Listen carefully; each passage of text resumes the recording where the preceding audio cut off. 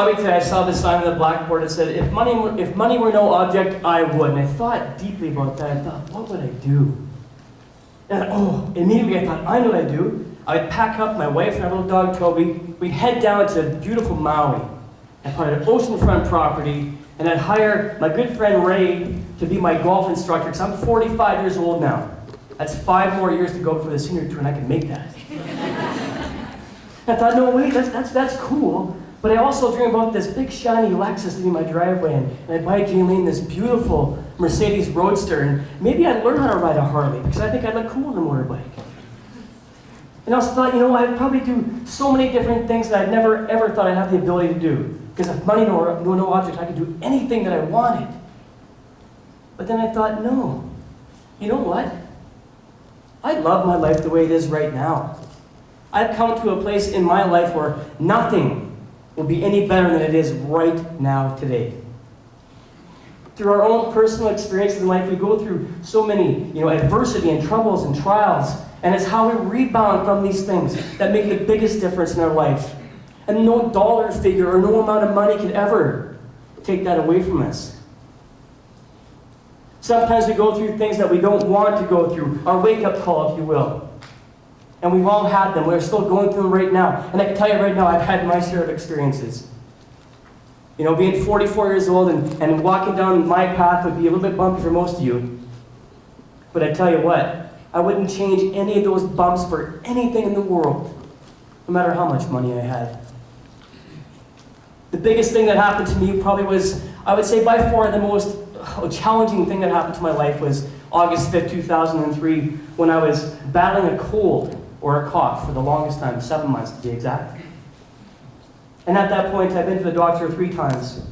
And every time I went back, they said, well, it's just cold and flu season, you're okay. But finally, that August long weekend, Friday, August 1st, 2003, my wife persisted I go to the emergency at the Chinook Hospital, and I demand a chest x-ray. And of course, I'm the man of the house. I put my tail between my legs and, oh yes, dear. But I went down there on that Friday afternoon. It was a beautiful day. And I went through the whole process of figuring out how the medical system really works, because being a guy, we don't go to the doctor. Upon seeing the ER doctor, I told him that my wife said I need a chest x-ray. He said, well, you just can't get a chest x-ray, son. There's protocol here. And he gave me the 411 and proper hospital protocol. And then he said, by the way, your chest sounds fine. And he's going to send me home. But at that point, I think it was, I don't know if it was frustration or just the fact that I'd been down this road so many times in the past 7 months, and plus I could not go back to my wife saying, it's nothing.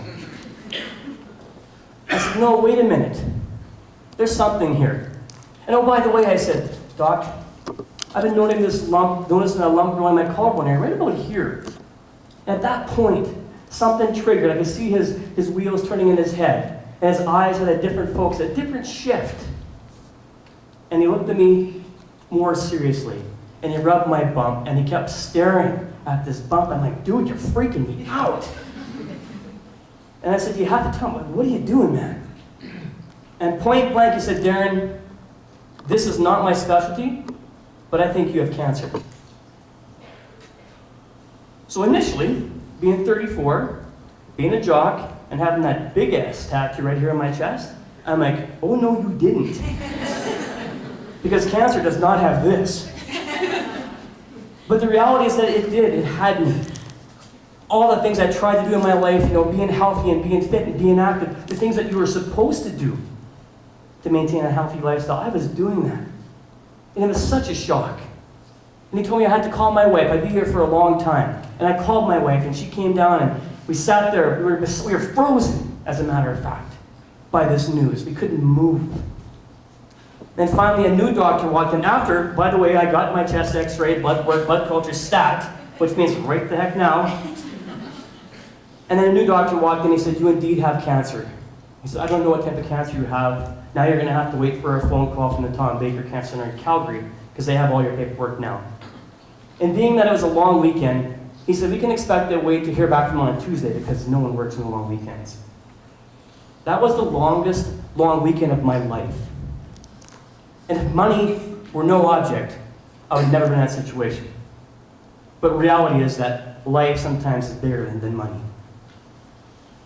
Upon going to Calgary, I remember walking up with my wife, Jaylene, and just for the record, when you have cancer, for whatever reason, maybe it's in my household, you can no longer drive. My wife drove everywhere. So we pulled up to the Tom Baker. If anybody been to Tom Baker in Calgary, you know it's this big, it's this big gray stucco building, and it's very, it's not nice, it's scary, because it's cancer, man. It's serious stuff in there. I remember walking in these doors and it says Tom Baker Cancer Center, and I was like freaking out. I was like, there's no way. When is this nightmare going to end? Because this is not happening to me. It's not. But it was. Man, I'm walking through these doors and I see these bald people, and I see these poles, and I see medicine, and I see very sick looking people. And I'm like, this is not me. I feel pretty good other than this cough. But the reality, I was one of them. And I sure learned quickly that I'm going to be one of them. So finally we got checked in Monday, and actually our room wasn't even ready to be checked in yet. So they said, go find something to do. So of course, not being from Calgary or realizing what we can do in this big city, we chose the most logical thing. We went to the zoo. And I thought, well, it makes sense. If I'm going to be caged up like an animal, I might as well go see how they live, right? We got back there, and then we had tests the next day, and white coats, long coats, short coats, stethoscopes, nurses, vials, everything, man, right in front of you. It's like, whoa, this is really happening. This is reality. There's nothing that money can do to fix this. And then finally I was diagnosed with acute lymphoblastic leukemia. And they told me that if you're going to have an acute leukemia, this probably is the one to have. And it's like, well, I don't want to have any kind of leukemia. Funny. But the fact is, I'm going to be in for a very long, long road. Well, they told me I'll be in treatments for 2 years straight. So I had to stop working. I stayed in the hospital. My wife was with me for the first couple of weeks, and then my family, all from Saskatchewan, came out, and my mom's crying, and my dad's freaking out, and my brothers they're idiots, but but everybody was afraid because nobody knows what cancer is about, especially for someone that's 34 years old. How do you explain that to somebody? Well, upon hearing the fact that I'm going to be in treatment for 2 years straight, I thought, okay, I don't even know what I'm doing here. Like, what does that mean? What does that even look like? Chemotherapy, what is that? I heard things about puking with chemotherapy. It doesn't matter. I was already bald anyway, so losing my hair, not a big deal. But radiation on my brain, like, what is all this stuff you talk about? What's a hematologist? Who's an oncologist? I don't know what you mean. But that became my life. And I stayed in that hospital for 5 months. I had over 600 chemotherapy treatments over my 2 years. In the very first month, I got very sick. Had a fever of 106.5, and my blood pressure dropped to 52/32. Never should have survived that. No money could have saved me from that. But when I came out of reverse isolation and intensive care after that big episode, it turned out I had E. coli. And for the grace of God, I'm here today, standing here talking as a TEDxLethbridge. But learning things from my cancer experience and having the strength and the power and the inner strength, I guess, just to get through all this was mind-blowing. The people in my camp, my team, my wife, my doctors, my family, my friends mean everything to me. So going through all this, in July 27, 2005, I had my very last chemo treatment. So 600 treatments. 2 weeks brain radiation, trip to reverse isolation in the ICU, and over 34 blood and platelet transfusions in me, and I'm finished. I mean, that's it. It's like, great, Darren, you're in remission, see you in about 3 months. Unbelievable. This road, this thing I had no idea, this great big challenge I had no idea I could even conquer, it's over. And I'm like, wow, I did it. We got through this, Jay. Then life just kind of kicked in. I'm like, what do I do now? Then I realized the things that I wanted that were so important to me, like the house in Maui and the big car in the driveway, they weren't that important anymore. The things that we go through, the stuff that we feel we have to make our life complete, that make us happy, that make us feel like we're the biggest person on our block with our big house and our big car, didn't matter. I was blessed to be alive. I was 36 years old. I went through something that I never, ever would have dreamed of, and I did it. And now, life as I know it was completely different. Completely. The things that you want are it's just stuff. You can always get stuff. But you only have one crack at your life. And I was grateful to have that chance again. Post-cancer, I thought, well, what can I do now? How can I make a difference in the world? What can I do to change the world that I live in and the other people around me that want to be a part of my culture? What can I do? And I found a big gap with young adults that are going through cancer.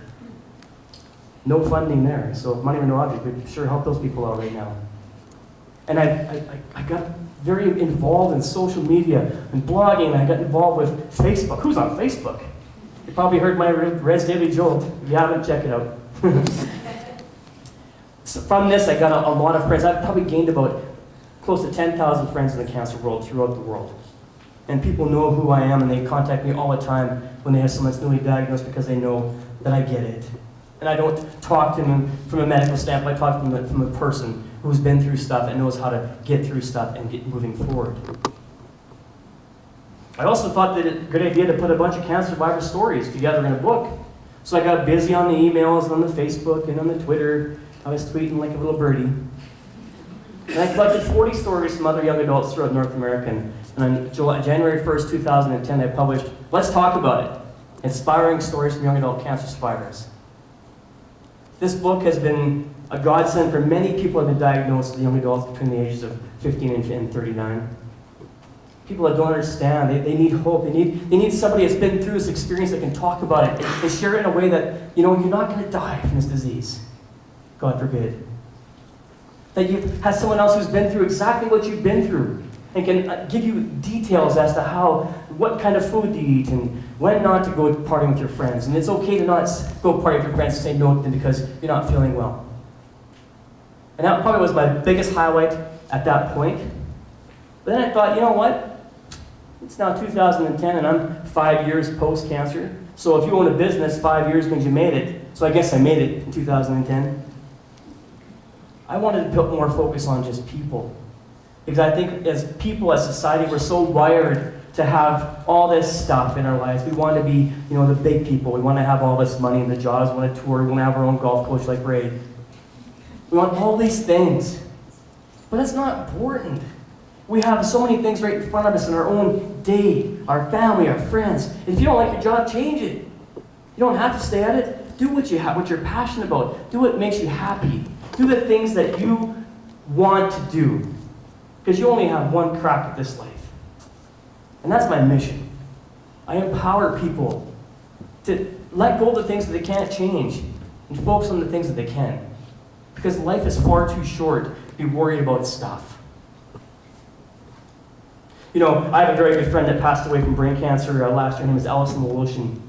She was diagnosed with a very strange and a very deadly form of brain cancer called glioblastoma, grade 4, worst kind. Gave her 6 to 12 months. And that was 2009. She passed away last year after 37 months actually. And all the while, I've learned so much from this lady, so much. She had so much just vim and vigor. She was so alive even though she was dying. And I got to see firsthand what it's like to have that death sentence, if you will, and how you can take that and make a positive difference in your world. And she taught me that no matter what you're facing, doesn't matter what your outcome is going to be, that time you have between your diagnosis or whatever it is you're going through, it's the stuff in between there that matters the most. You make the biggest difference in that space. And boy, does she make a difference. Raised over $100,000 for brain cancer research. Went through 3 brain surgeries because she couldn't speak some days, but still phone me up or text me up saying, why did you do this? And the voice that she couldn't even talk. I'm like, are you sure? She says, yeah, if I don't do it, no one else will do it. I mean, it's lessons that we learn each and every day in our lives that we have to carry forward to other people because I believe the most important thing is making a difference in your world. Don't follow other people if it's not what you want to do. We all have the abilities and the gift of things that we want and we're passionate about. Let's do them. Let's shine them through. That's my focus for today and every day when I wake up. I don't care about the stuff anymore. Sure, I like to have golf. I like to play golf. I like my golf clubs. I love my driver, actually. But at the end of the day, it's not the most important thing for me. I have a beautiful wife. We have a nice home. And I have a great family. I have fantastic friends. And I like to share my wisdom with these people. They don't listen all the time, but that's their choice, right? But the most important thing is that just do what you love to do. I'm blessed to have a great job. I work for the Alberta Cancer Foundation, so every day I'm making a difference, which I pledged to do when I was diagnosed. I'm going to help make a difference in the fight against cancer. I will see a cancer-free future at some point in my life, and I hope that you're going to be reaping the rewards of the work that we do. I don't want to change my job. I love my job. I love the people I interact with every day. I love making a difference in the world, and that's why I'm on the stage here at TEDx saying that you can make this difference too. Don't feel stuck. Don't chase the stuff that you can't accomplish, and don't be afraid to fail. Failure is where you learn your biggest lessons, and you move forward from that. I hope you guys have a great TEDx here today. If you learn anything from my speech today, my talk, is that I'm a guy that's full of passion. I believe in everything that I do. I love what I do, and I know that in my world, and the people around me, I am making positive change. As my great friend Allison used to say, it's very important in life to put back more than you take out. So please, people, put back more than you take out. Thank you.